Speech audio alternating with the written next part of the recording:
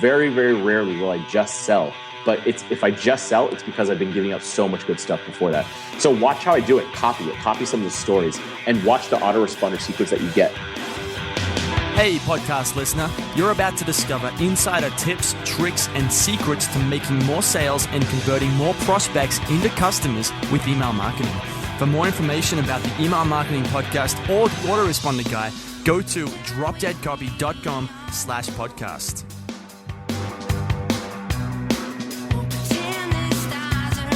Hey everybody, it's John McIntyre here, the Autoresponder Guy, and it's time for episode 30 of the Email Marketing Podcast, where we talk about the top tips, tricks, and secrets for making more sales and growing your revenue with email marketing. Today, I'll be talking to a very cool guy, Neville Medhora, the chief copywriter over at AppSumo and an entrepreneur. Now, he's wrote a bunch of sales letters and emails during the growth phase of AppSumo, which is a bit of a behemoth these days with all their deals on software and marketing products. So today is going to be a really interesting and actionable and useful podcast. So I hope you get a lot out of it. Today, you're going to discover 3 ways or steps that AppSumo and Neville Medhora used to grow its business with email marketing, including a formula for creating breakthrough email so hot it makes people trip over themselves to buy your stuff. You'll find out why your marketing can't just sell stuff, that there's got to be a different element in there. And it's not as simple as the content marketing people make out where you just teach something. There's a very fine distinction here that you have to understand to really pull this off. And Neville's going to tell a personal story and about how he made people want his email so badly during the growth phase where they were emailing him, waiting for his next email. Okay, to get the show notes for this episode of the Email Marketing Podcast, go to dropdeadcopy.com/30 for 30. Now, I have another 5-star review for the Email Marketing Podcast. Today's review is from Forrest91. 5 stars for action takers only. If you're into email marketing, and you will be after listening to this, then you need a subscription to this podcast. John pulls in email and internet marketing experts that no one else has. So you get a unique perspective which gets results. I dare you to come away from this show without an actionable idea. Thank you for the review, Forrest. I love hearing feedback like this. If you haven't subscribed to the Email Marketing Podcast, you might as well head over to the iTunes store, hit the subscribe button, leave me a review as well, and I'll read it out on the show. Remember, you can leave a link in your review, and I will read it out for you if it appears there in the review. Now, before we get into the interview, I've got one thing, a listener question. Here's the question. How did you learn how to successfully market so quickly? So this requires a bit of background. 2 years ago, I went to the Philippines, and I wasn't really doing much. I was kind of trying a few different projects while doing the marketing for a resort. At that point, I wasn't into copywriting. About 18 months ago, I started learning copywriting, and 6 months later, I had this business which was funding kind of like a lifestyle where I could travel around Asia, and I had clients, and now I've got a product and a podcast, and it's just taken off very, very quickly.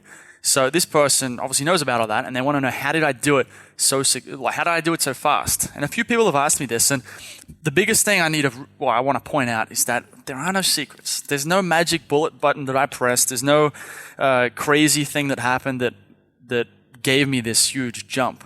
It was really just taking action. I wrote out sales letters every day for months, and I'm saying every single day for at least an hour for months at a time. And that's kind of where I kind of built my chops. And then as soon as I got the opportunity to work for someone, I worked for them. I wrote them a sales letter, and then we did an autoresponder, and it just gradually took off from there. So it's not just about taking action. You do have to think strategically and things like that. But the first step is take a lot of action. Go and read the books and write out the sales letters, and then find people to work for. Either do it for your own website or do it for someone else. And look, you can hustle up clients anywhere. It's not as hard as it sounds. The biggest barrier you're going to find is the barrier in your own head when you're like, that would never work. I could never do that. Those people would never hire me. All these different excuses that we make to stop ourselves from doing what we really want to do, what we know we must do. You have to learn to deal with those things. If you're not willing to deal with those excuses and those uncomfortable feelings that come up, then you're not really suited to being an entrepreneur, to being someone who kind of blazes their own trail. But like, part of the price for walking this road is that you have to be willing to fight through those feelings. And we all go through it. No matter how high you get, you're always going to go through those feelings. So once you can do that, you're studying, you're putting it into practice, and you want to be aggressive with it. To me, I describe this as being a tiger. You want to be Try and generate that competitive side of you where you want to win, where you're not just content to sit around, but you want to kick butt, right? Kick ass, okay? This doesn't have to be too difficult. You just need to really get a clear vision of what sort of life you want to have and then get extremely committed to it. Not like, well, it'd be nice to have. It's got to be a must have. Now, there are a whole bunch of ways to do this, but you can sit down, you can visualize it, you can go and make a vision board, you can just think about it and try and figure out what you want, but you have to figure out what you want and you have to make it so compelling that you have to get there, that it's not a case of what if, that it's a must, and that you know that sooner or later you're going to get there. It's just a matter of time, right? So it's a mindset game, right? Developing the skills is fairly straightforward. Succeeding at it and making money at it is a mindset game. So yeah, I hope that helps. And but anyway, let's go get into this interview with Mr. Neville Medhora and find out how to grow a company like AppSumo massively and really fast with email marketing. Let's do it. It's John McIntyre here, the autoresponder guy. I'm here with Neville Medhora, an entrepreneur and copywriter. Neville's been writing sales copy and emails, all sorts of stuff over at AppSumo, and he was doing a lot of it during the growth phase. So he's got a ton of stuff to share about how to use email, how to use sales letters to really get people excited to give you their hard-earned money, basically. And today we're going to talk about 3 ways or steps, 3 concepts or frameworks that AppSumo has used and is still using to grow its business with email, how to get people to open the emails, even when they're selling every single day. So kind of run-of-the-mill, usual stuff that we talk about, but with an interesting spin on it. So we'll get into that in just a moment. How are you going today, Neville? I'm doing great, although it is like 5 a.m. over here, so apologize if I'm a little tired. Really appreciate it, man. Have you got a coffee next to you or something like that? Oh, no, I have to go back to bed after this. I'm not drinking coffee. Jesus. Oh, damn. Okay, no worries. Well, before we get into the email stuff, man, tell us a bit about, who is Neville Medhora and what have you been doing at AppSumo? Okay, well, I started doing all these little entrepreneurial things when I was in high school and college and all that kind of stuff. And then I was running a rave company. I've never been to a rave in my life, but a drop shipping company. And my friend Noah used to start coming over to my place in Austin and building this little company, AppSumo, he had on the side. And he's really good at getting people to sign up to an email list and all that kind of stuff. And at the same time, I was actually like intensely studying copywriting for my own business. I was studying the Gary Halbert letters, Joe Sugarman, all that kind of stuff. Yep. And I was doing the whole like writing out, emails and stuff like that from the greats. And I saw Noah sending out about 50,000 emails every time he'd send out an AppSumo blast, which is like a tech deal. So it's like Groupon for nerds, essentially. Yeah. And I was like, dude, your emails suck. They just say like, buy this, like literally that was it. But it was working. And I was like, I have a hunch that if you just made like a much better email, that you'd probably make a lot more money and get a lot more engagement, yada, yada, yada. So he was like, yeah, whatever. Like, I'll give you a deal and you could try it out and we'll just see what happens. So he gave me this deal that was, it was called Kernest, and it was for fonts. It's a package of fonts, and every month you get fonts that are bundled together. Now, no one in their right mind, except like the nerdiest of nerdist, like font designers and designers would actually want this. So Noah thought like, oh, we'll make a couple of bucks here or there, right? This turned out to be the biggest sale in AppSumo history at the time. Wow. And what I did was very different than what he was doing. He was saying like, hey, buy this package of fonts. This every month you get a package of fonts. What I was like, I had to find out, why would people want this? Like, what the hell would people want with this font package? And then I realized hardcore designers have a hard time matching several fonts together. There is a science to it. I was also a big fan of Steve Jobs, and he used to obsessively pore over fonts. And so I told a story, I reproduced a story about how Steve Jobs spends so much time trying to find the right damn font for the right damn product for the right damn thing. And I told the story in the email and then showed people how to apply it to their own business. So even if someone didn't open this or buy this Kernest package, they would still learn something on how to make money from their clients or how to impress their clients, right? Right. And so that's what the point of the email was, to educate someone and also at the same time to make it funny, just to keep it engaging. And so that was the first time, and that email killed it. And so me and Noah were both like, okay, that worked really well. Like, I don't see why we would not do another one. Let's hope it's not a fluke. The next one was a success. The next one was a success. And they were all like very, very long emails, maybe like 3-4 pages long, much longer than the previous emails. And they were brash. We wrote them under the guise of like the AppSumo. Like I made up this fake character, like the Fat Sumo, who weighs 512 pounds because he lives in Austin, because that's the area code is 512 for your phone. And so it was just a hilarious thing. We were just like really having fun with it. And so you always talk about casual copy. Well, this was casual copy to the max. I mean, it was awesome. And so I don't know if I actually answered your question, but go ahead and ask another one. No, that's good, man. That's good. I think that really nails down on the point that, when you're trying to sell something, most people are going, well, like, how can I just talk about this product? Like, what can I say about this product and make people buy it? But what you did is kind of drill down into, like, why would someone want this product? It's not about the product. It's about what does someone else want? I've been writing blog posts for a long time, and you can kind of get a pulse on what people like. And here's a very important concept for everyone to kind of tattoo on their forearm, or like literally like print out on a shirt so you can see it every day. It's this simple phrase right here. It's no one cares about you. They care about themselves. And I'll repeat that. It's no one cares about you. They care about themselves. And if you understand that, it makes a lot of sense, because if someone emails me and they're just like, our company is dedicated to the highest quality of service and blah, blah, blah, like all crap like that. One, it's just generic, so I'm not listening. But two, it's all about the company. Like I actually don't care about Apple. I care about the products I get from Apple, that what they do for me. Do they make me look cool? Do they make me more productive? Can I do this on them? That's what I care about. And so if you understand that no one cares about you, they care about themselves, it's way easier to write an email to a bunch of people. Mm-hmm. So I just give them stuff. That's it. I just give them stuff, and there's a small pitch at the end. That's it. It's very simple. Okay. No, I totally agree. Email's really simple. So, let's get into it, man. Well, we got 3 ways or 3 steps. What's number 1? The first one is kind of a concept, and it's they should learn something from this, regardless if they buy or not. Really, no matter what I'm writing, I try to make sure the person learns something. So a lot of people during the big growth phase at AppSumo would tell us, they're just like, dude, getting your emails is like a free MBA, because instead of explaining like how to use these WordPress themes for photographers, instead of saying, let's say, for example, we're selling a WordPress theme for photographers, and it's like it's a portfolio theme in the package of them.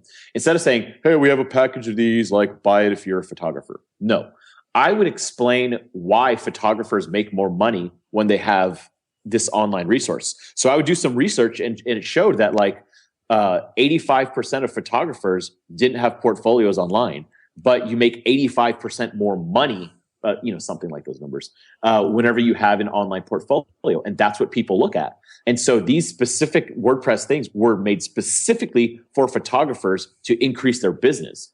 So whenever you position it like that and saying like, here's some WordPress themes, those photographers go bananas for it. Right. And so they learn something. So they actually learn something interesting out of that email, not just that, oh, we have some crap to sell you. It's like, oh man, I really actually do need an online portfolio. So that's the first concept you should learn. And then the next thing is the AIDA formula. Go ahead. I was going to say, before we get to the next one, there's an interesting thing here that people should understand is the difference between hard teaching and soft teaching. And it sounds like what you're doing is soft teaching, where you're kind of teaching them this general idea that, well, most photographers don't have a portfolio, but the ones that do, hey, they make way more money. They get more press coverage. They get more attention. But you're not actually teaching them something that they can go out there and, well, here's a step-by-step plan to do X. You're just teaching them this idea that there is a benefit to having a portfolio, right? Teaching, soft teaching, I don't care. I want to get more information in their heads. They should be better off after reading my email than if they didn't. That's why people were so hooked to them. Even like my own email list. That's why people are hooked to them, because you learn something each and every time. Okay. And so there are times where I would say, here is exactly how you make money with this tool. Step 1. That was a very common tactic I used all the time. Yeah. So hard teaching, soft teaching, they should learn from it. That's the main thing. Okay. Interesting. Cool, man. What's next? Yeah. The next thing is I use the AIDA formula for the most part. Like, I mean, I have like tried to resist this formula so much and break away from it. And I just kind of naturally write in that way, the AIDA formula. So what I used to do is I used to actually, on the page before I start on my computer, I would, in bold letters, type in attention, interest, desire, action. And then I would just fill in those 4 parts. And literally the sales letter would be done. I mean, it was that damn simple. And so use AIDA, and you can use testimonials and stuff, but like the AIDA formula is just beautiful. It's a proven formula. Use it. Like don't Don't feel. A lot of entrepreneurs are kind of like they try to go against the grain on everything, including me. And this is just one of those things that's been around so long because it just freaking works. Like just use the AIDA formula. Right. Give me an example. Like I think some people will probably hear that. They go, "All right, well, that's great. Well, what's AIDA to begin with?" And give me an example of how someone would use it in an email. Oh man, people don't know about AIDA. Oh man, this will change your life. Oh God, pay attention. Pay attention. Whatever you're doing right now, stop it and like get a piece of paper. I will explain this to you real quick. Literally, I'm not kidding you, John. Like this is going to sound like a pitch for AIDA, but like the day I learned this, I started making more money. I'm not even joking you. I learned it from the Gary Halbert letters originally. Yep. I don't know where he got it from. It's a concept that's been around for a while, but it's a little formula. AIDA. It's like AIDS, but AIDA. And so it stands for attention, interest, desire, and action. And if you're on the other end, please write this down if you don't know this. It's attention, interest, desire, and action. And the point of that is this is a structure for an email or any piece of copy or any video or any audio. And what you do is you first get the person's attention, then you get their interest, then you get their desire, and then you get them to take action. And this is like what Joe Sugarman will call like a slippery slope. And so once someone hears the attention part, it gets their attention. It grabs their attention of the right person. And so you got them kind of going like, huh? What was that? What was that? What was that? And you got their attention. Then you interest them with kind of interesting facts or interesting things about whatever you're trying to sell. So let's say it's, photographer WordPress themes. You grab them with interesting facts. Did you know that like 85% of photographers don't have a website? However, we found that 90% of people hire a photographer based on their online portfolio alone. Just having pictures up in a nice website is what they base it on. That's all. And so that's an interesting fact they just learned. And that you could put up a website in like literally 5 minutes with these WordPress themes. The desire would be that you can boost your sales by having a WordPress site. And so if you're a photographer, you can use these and within 5 minutes, you'll have it. That's the desire. You make them want to desire the product. So they're like, oh, yeah. How do I get that? You want in their head in the desire section to kind of make them think like, yep, I'm going to buy this. Like this is a no-brainer. And then in the action section, you get them to take action. So click the buy button and install this WordPress theme or sign this petition or download this file or whatever the action you're looking for. Lead them through the process, like literally hand hold them. So you've got their attention, you've got their interest, you've made them desire the product, and then you tell them how to do it. And that is just a beautifully simple formula or framework, structure, whatever the hell you want to call it, yep, of how to get people to buy something or take action or do anything. Okay. And use these all the time for sales letters, and the emails over at AppSumo. Like everything, like not even just sales letters, but it pretty much everything. Do you ever use this when you're emailing friends or family? Like I find this formula Absolutely applies to any time you want anyone to do anything. Absolutely. I use it pretty much everything now. It's just like a built-in way of, I even think like. It's a way of thinking. Yeah. It's like, why wouldn't this work? It just makes total sense, right? Right. It's like, you think about it. If I'm like, hey, let's go to a movie or hey, let's go karting. If I wanted to really sell it to you, I would say, hey, John, do you want to have some fun today? And I'd have like a funny look on my face, like a goofy smile. And you'd be like, what are you up to? And I'm like, you know how you like driving? Imagine you're 2 G's on every turn. And you'd be like, what are you talking about? And now you're interested, right? And then I'd be like, well, I know a place close by. We get in a car. Your ass is 2 inches off the ground when you're driving. And you go 50 miles per hour, but it seems like you're going 150 because there's no cage around you. It's dangerous. You don't even wear a helmet. It's crazy. And then I say, it's at this go-kart place and it only costs $20. And so, and like, that would just be a much better way of selling you on going go-karting for the evening rather than just saying like, hey, let's go go-karting, you know? Right. So yeah, you can say like, hey, buy my book. Or I could tell you, hey, I have this little book that I made that I can you just stick on your desk. That's it. You keep it on your desk. And whenever you need some inspiration, you kind of like just flip through it. Like, wouldn't that be cool? Like if you ever have a problem writing, like you flip through it within like 5 minutes, you'll get an idea. You're like, yeah, that's cool. And then I'll be like, oh, well, you go online and buy my book and that blah, blah, blah, whatever. It's just a better way of selling something to anyone, a friend, a family member, or a random person on the email list. Right. Because it has to be done in the right sequence. You can't get someone to take action if they're not interested, or if you don't have their attention, you can't do anything. But if you have their attention, but they're not interested. You can get people, and a lot of like internet marketers do this scammy shit where they hide information, or they say like, and the secret to life is sign up for my email list, and like, that kind of bullshit. So you can get them. But here's the thing. A lot of people that sign up for a shitty email list don't want to, like there's been a lot of times where they say some huge secret and I'm like, God damn it, I'll just put my email in. But I unsubscribe immediately. Like my intention is to unsubscribe. And so with the ADA formula, you make them want to buy your product or subscribe to your email list or take your action. Like that's the beauty of it. You make them in their mind willingly want to do it. So you get lower refunds and all that kind of stuff. That's why we get very low refunds compared to any sort of like internet marketer kind of person. We didn't even want to be considered internet marketers at AppSumo because what we did was so far removed from that bullshit. Like we were telling people exactly what was going on with our emails and the products. We would list the shortcomings right away. We would disqualify people. I mean, it was great. Okay. But it all stemmed from ADA. Yeah. Okay. I've been doing a thing lately where I'll send out an email to the list and I'll say something like, I think one of the emails I sent recently has a line in it, just, this is a promo email. In this email, I'm going to sell you something. And it's counterintuitive, but that works. People love that. They love breaks that pattern. I don't know why, but it just works. For example, if we were selling a piece of software that was only for the Mac, like Alfred for Mac or something like this, a little shortcut toolbar. If we were selling that, like we knew that like maybe 60, 70% of our people were Mac, but there was a good portion, and when you're at 700,000 people or so, that are not. And so we would say right at the beginning, by the way, if you don't use a Mac, just, close this and go eat a taco or something like that. Give you a fair chance. And the weirdest thing is that people end up reading it. Like they're just like, no, screw you. I want to read this now.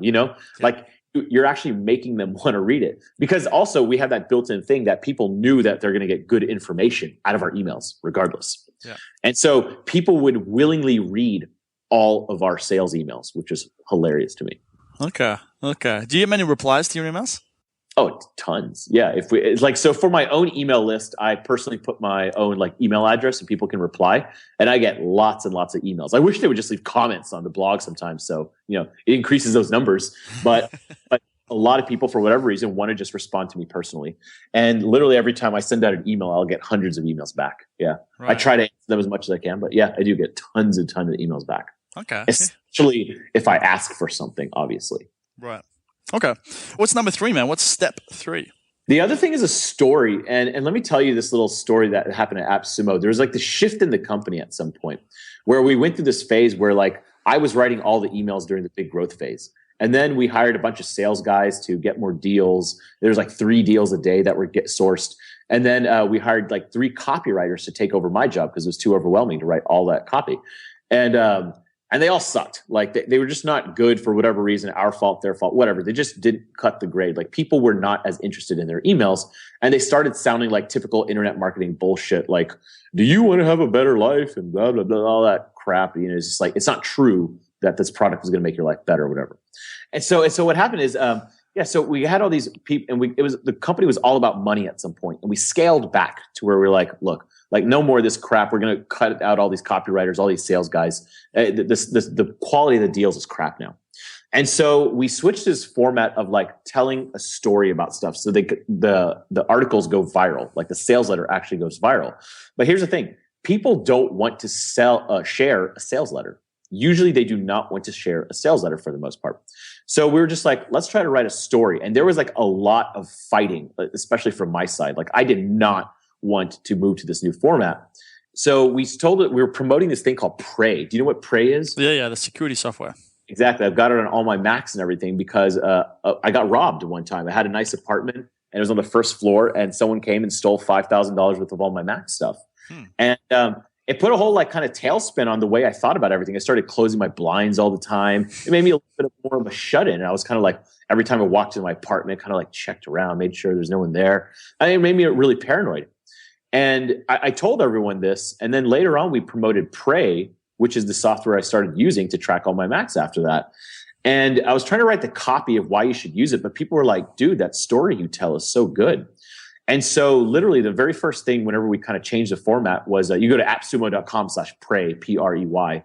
And you can see this story. And it tells a story like literally like I walked into my apartment and everything was just moved just a little bit. And it goes through all the emotions, and it's a very vulnerable email. Like I started talking about, like, if you look at my my MacBook Air and my iMac, I draw all over them with permanent marker.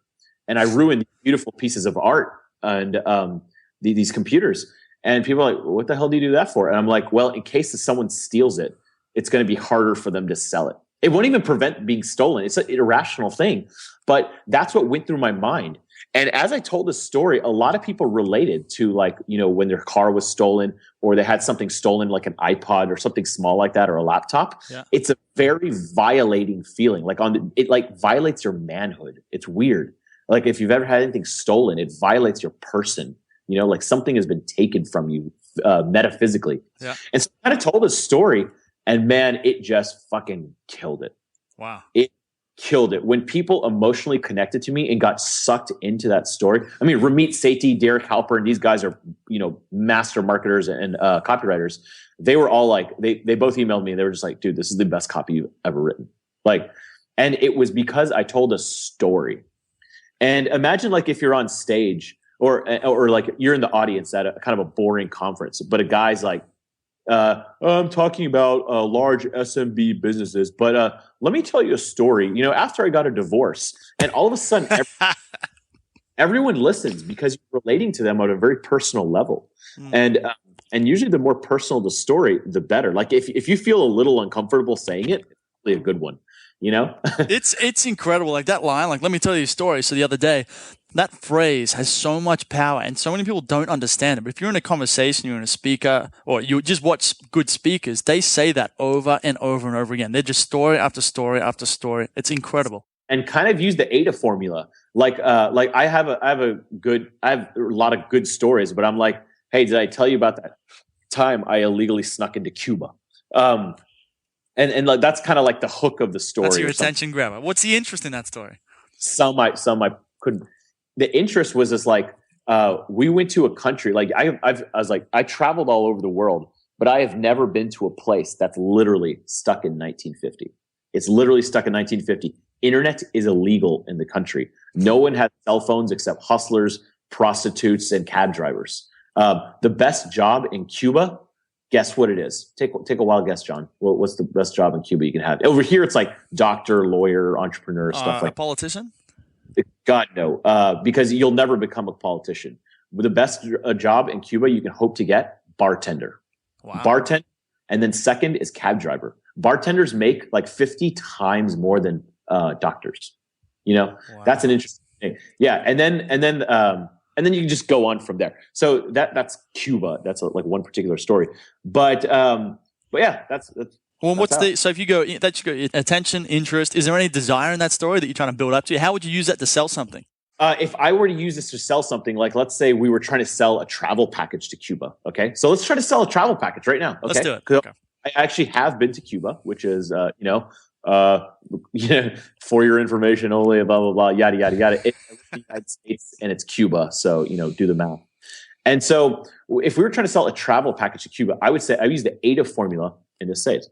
I'd be like, I've been all over the world, but there's one place that's literally stuck in 1950.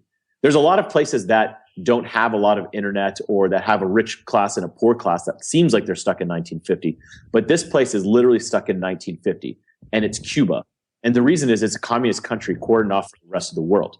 Internet is illegal in the country. The people are kept ignorant, so they do not want lots of communications, TV channels, etc., controlling the minds. However, there are ways to get into Cuba, and we have figured it out. And so that's kind of like the interest part. So anyone interested in travel and traveling to crazy places would all of a sudden be like, wow, I've been a lot of places, but this sounds pretty interesting, And so then you can, so those are kind of like the interest points I kind of gave. We'll just kind of presume those are some of the interest points. And then the desire would be like, we know how to get you into Cuba. And what you can do theoretically, this isn't real advice. This is theoretically what an American could do is go to Mexico. So book a trip to Cancun, and then they can hop Cubana Airlines, pay cash, and go to Cuba. Now, there are several things I'm going to teach you that you need to know. For one, it is actually not illegal for Americans to go to Cuba. It is illegal for Americans to spend money in Cuba. You see what I just did there, by the way? I taught them something. Did you know that? Yeah. You probably didn't. And or if you did, a lot of I just taught them something. This is a very important fact. I haven't even sold them anything yet. There are two, and then there's a trick. There's two ways to travel Cuba. There's one as a tourist and there's one as a local. The tourist will cost you at least $2,000. Being a local might cost you $20 for the entire trip. Here's how you do it. There's two different currencies in Cuba. They're both like completely useless currencies anywhere in the world. But there's the Cuban peso, and then there's the Cuban convertible peso that is for locals only. However, I'll tell you all the places that you can use this. And what happened was one of my friends exchanged for the Cuban convertible currency at the airport. And the lady said, "Are you sure?" He only exchanged $20. She gave him back this comical large pile of cash, like literally like 5 inches high stacks of bills. And we used that for 6 guys for the entire trip in any place we could pay in convertible pesos. And we only spent about $11 of that because it's cheap. Because the Cuban people only make about $18 a month, $13 to $18 a month. And so their currency is completely valueless. Like it makes that a family can live off that. So it's completely valueless. And if you can use that, you do the whole trip for extraordinarily cheap. A bottle of rum plus mixers and everything will cost you $1.40, for the good stuff in Cuba. So that's kind of like the desire for people to go. Like this sounds like a real adventure to anyone who wants to travel. And so then if I were to take an action, be like, email me at nevmed@gmail.com. And I can tell you the reason you have to email me and not sign up on a form is because obviously there are some very sketchy laws with United States and Cuba. So I will have to email me your phone number and I will personally call you the next day and we can discuss the details and if I can help you. And so now it almost seems like an adventure to try to contact you. There's no form to fill out or anything like that. I gave people exact step-by-step instructions on that action part. Now I'm probably much more likely to recruit someone with that method and weed out all the people. So if you're not interested in travel, you love staying in Ohio and sitting on your ass all day, the Cuba thing probably won't be that interesting to you. But if you are interested in travel and adventure, what I told you will very likely interest you a lot. Absolutely. So, I want to go to Cuba. That's how I use a story and Ada. And keep in mind, everything I told you was real, That just makes the story better. Yeah. You can't lie. It's easier to tell the truth. Lying's bad in the end. And so I told a true story and I even softened it. Like there's other stuff I just don't want to say on a public podcast. So. Right. Okay. That was actually kind of like a trick I just told you to get them to call me, There are certain things I just don't want to talk about publicly, and you will talk about it. But if you give me a call, we can talk about it on the phone. Yeah, exactly. Yeah. Well, because obviously for this situation, this isn't something you should publicize. So call me. And people are much more likely to call now that they have some incentive and curiosity. That's the thing. They willingly want to call. I didn't say the secret to going to Cuba is call me on the phone. I'm sitting here wondering if anyone's actually going to email you and try and call you because they want to know more about Cuba. They can. Yeah. I wrote a nevblog.com/Cuba and you can hear all about it right there. My pictures and all the kind of stuff. Nice, man. Okay, well, we're almost at time, but before we go, I wanted to ask you one last question about how did you make people want the AppSumo email so badly when you were growing so fast? So one of the things we targeted was kind of like entrepreneurs, freelancers, developers, basically nerds, right? People that are on a computer all day, kind of know their way around a computer already.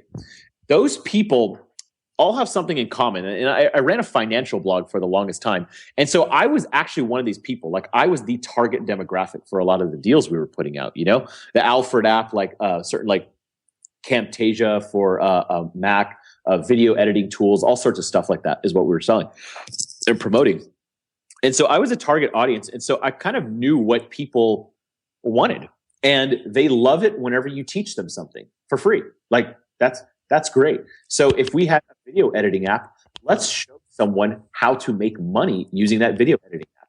And I always use the phrase how to make money with it because let's say we're selling something for $100, like, I don't know, Dropbox or some like backup storage type of thing, or a piece of accounting software. That's a good one because those are so boring. No one wants to read about accounting software. But you know what? We sold the hell out of that stuff. And here's how. Whenever I would talk about accounting software, I wouldn't say like, oh, this makes it easier for you to blah, blah, blah. I would say like, look, if I would try to see who's the ideal person for this. Do you have a business under $250,000 a year and you do your taxes yourself? Well, this will save you $20,000. And here's how. And then it goes on to show why, like how like I used to run my businesses and I was really bad with numbers. I was really good at running the business, but really bad with numbers.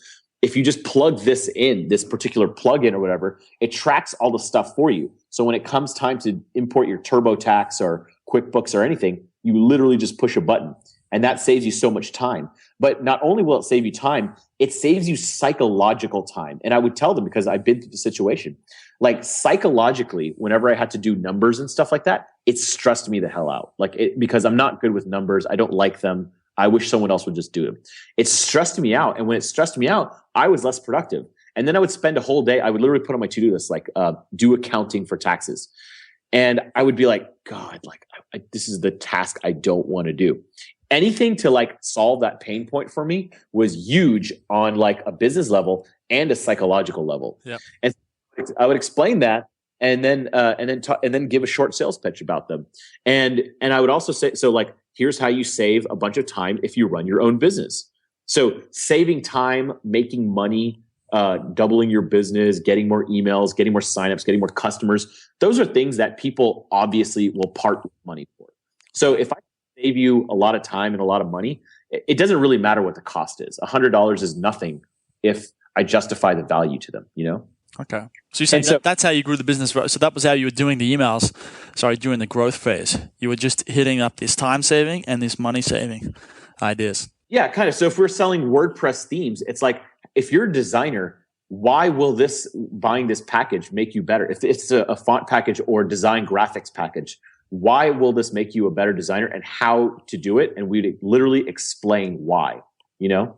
So talk about like, you know, all these graphics and how they can be used to impress your clients and stuff like that. Literally show them step by step. So everyone was learning, just like you learned something in that Cuba story about the convertible pesos and everything. Yeah.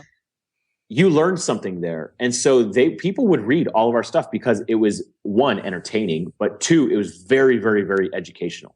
All of it. Every single email was educational. And if it wasn't, I probably didn't write it. Okay, fantastic. Well, we're right on time, man. So before we go, though, give yourself a plug. You mentioned you were doing consulting calls for the first time in a while. So talk about that, and then we'll say goodbye. Oh, yeah. I'll give it a little tip out there for all the copywriters. I just told you on the call, I gave you a little hook. I was just like, I found out a way to do consulting calls only on my own time, only whenever I want to do them. Sign up to my email list, nevblog.com. And at the very top, there's a big obvious sign up. I have an autoresponder there where you get like a 8-part marketing course. People love these emails. Like people have been telling me it's like their favorite email list. People like literally only read my emails of all the marketing emails they get. I get that all the time. Shameless plug.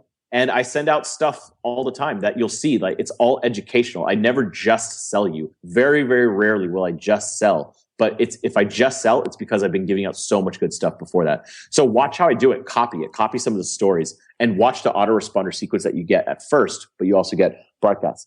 What did you want me to show you? How to do the consulting calls? Yeah, tell us about that. So what I do is on my email list, I'm starting this next week. So if you sign up quick, you'll probably see this. I put 3 different times. So let's say I want to do Tuesday. I want to do hour consult calls and make some money. It's like my own little personal ATM. What I'll do is I'll make 10 a.m. I'll make 3 products, okay, on my website, just images. 10 a.m. on Tuesday, 2 p.m. on Tuesday, and then 4 p.m. on Tuesday. And it's an hour consult that we talk over the phone or on Google Hangouts. And I put a little Gumroad link, gumroad.com. It's a PayPal, or you can use a PayPal button, whatever the hell PayPal you want, payment you use. And I broadcast out like, hey, I usually don't do consults, but I'm doing 3 one-hour consults. The first one's at 10 a.m., the next one's at 2 p.m., and the next one's at 4 p.m. And reserve it. And people are just like, oh, yeah, I do want Neville's advice on something, and an hour sounds about good. And so they go and buy those times. And I get emails that says like, John McIntyre bought 10 a.m. on Tuesday. And so now I know I have to just call you and I just call your phone number. And that way it's on my time. It's not like this, the scheduling bullshit that you go through whenever you get a call. Let me send you some of my stuff. And then you have to like look at their for 30 minutes. And then like you have to keep in your email and get back to them at some point. And now you spent 2 hours of your time thinking about this. You haven't even emailed the person back. Then you have to, and they're like, no, Wednesday doesn't work for me, blah, blah, blah, blah. No, I just say like, hey, I'm available at these 3 times. You buy one. And you set the limit at 1. So whenever someone buys it, it's out of stock at that point. So they can't buy it anymore. No one else can buy it. And that actually creates like a little scarcity. Whenever I've done that in the past, people are just like, wow. This time he says that like, get some of my time. It's all booked up. So next time I see it, I'm going to fast. And that way I can do it all on my own time without scheduling and all this crap. You buy. Simple solution. 10 a.m. to 11 a.m. and that's what you get. Yeah. Nice work, man. All right. Well, I'll have the links to that in the show notes at dropdeadcopy.com. Thanks for waking up early to do this podcast, man. Really appreciate it. I'm going back to sleep now.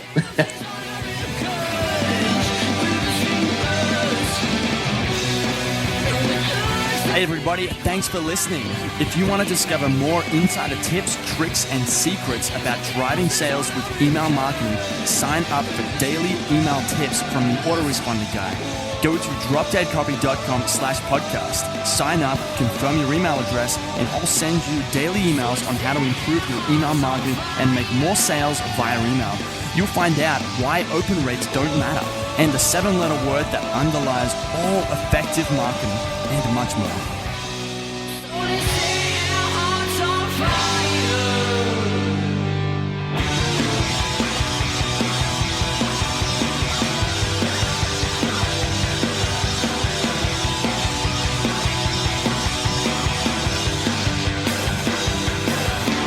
The editing and production of this podcast were provided by Authority Engine. Learn more at authorityengine.com.